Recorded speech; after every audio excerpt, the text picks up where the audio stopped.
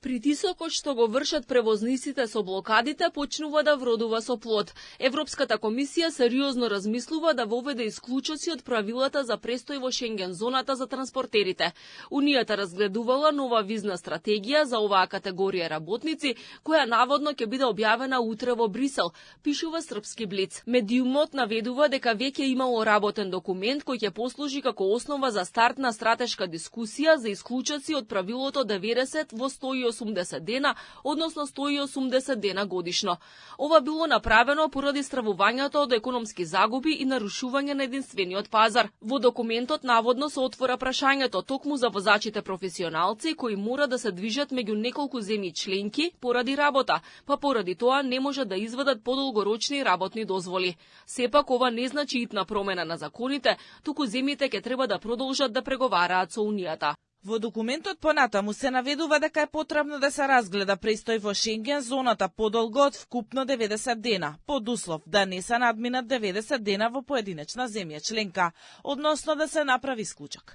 Примерите вклучуваат возачи на камиони и други професионалци кои работат за компании со седиште во Европската Унија, чие работење зависи од постојана мобилност помеѓу земјите членки. Од 100 до 150 милиони евра дневно губат економиите од регионот поради блокадите на превозниците, алармираат бизнисмените.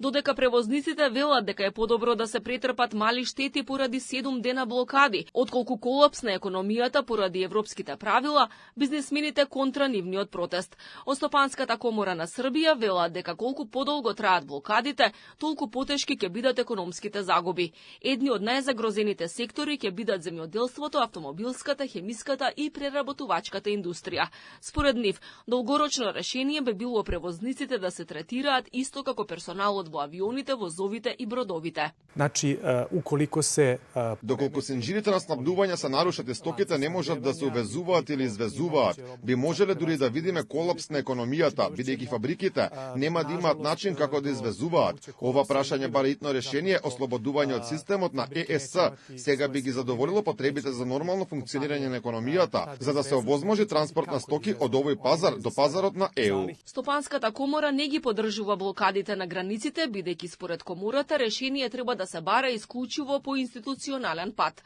Оттаму бараат земјите членки да усвојат привремени мерки за професионалните возачи непречено да може да работат, се додека не се воспостави трајно и системско решение.